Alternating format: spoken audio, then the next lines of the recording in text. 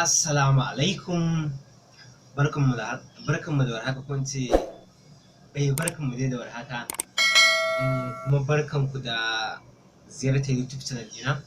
Kamar yadda kuka gani a farkon bidiyon, yau zan muku bayani ne yadda mutum yake ji idan ya rasa wani ɓangare na jikinsa.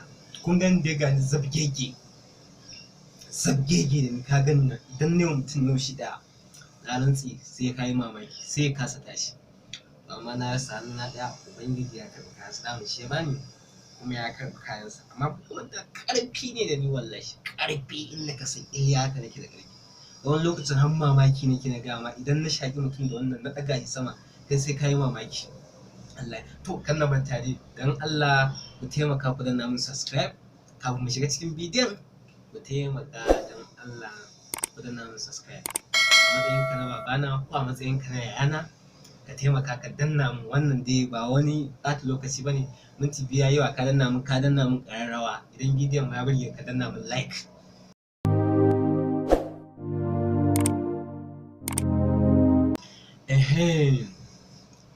Wasu dan ka rasa wani ɓangare na jikinka, sai ka zama daban cikin mutane, ko ba haka ba? Wasu su ce ma mai hannu ɗaya, in ma da abokanka kake wasa irin wasan nan, su ce maka sai na ma ƙarasa hannu ɗayan. Su ce wallahi kana kaza yana ƙarasa hannu ɗayan nan.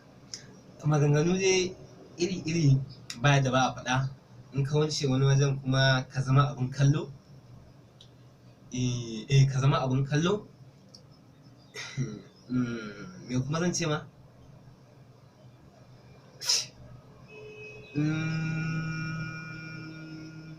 Haka yake. Yauwa, in ka wuce wani wajen ka zama abin kallo. Amma ina so mutane su sani, Allah bai jarrabe ka.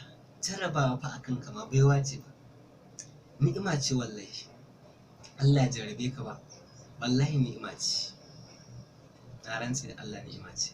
Me abin zolaya dan ka rasa hannunka ɗaya? Za ku yi mamakin raɗaɗin zafin da na ji, na rantse da Allah, lokacin da na rasa wannan hannun na. Kuma idan kuna bibiya ta, zan gaya muku duk yadda abin, har bidiyon da lokacin da na kama, ni na ƙarasa ma lokacin jijiya tana ɗaya bata tsinke ba. Zafin ya kai zafi, na kama na tizge ta a cikin zafin, saboda ta ƙi barin hannun nawa ya fito. Na kama tizge ta. Idan kuna bibiya ta, zan ɗora muku full bidiyo ɗin, za ku iya kalla. Ba kyan gani ba, za ku iya. In mutum ya san yana da tsantsami ko kuma tausayi, bai kamata ya kai. Idan kuna so ku yi mun comment a ƙasan bidiyon nan da kuna son ci gaban yanda abin ya faru, ni kuma zan ɗora muku shi in Allah ya yarda. Da yanda aka sare hannun, kun gan shi?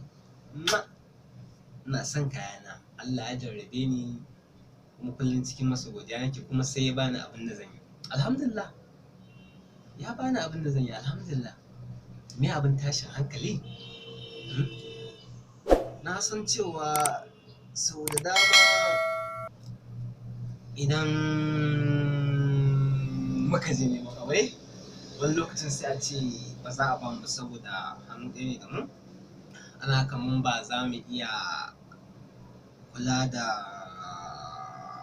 matar ba, ko kuma ita budurwa ba ta so in ka je wajenta.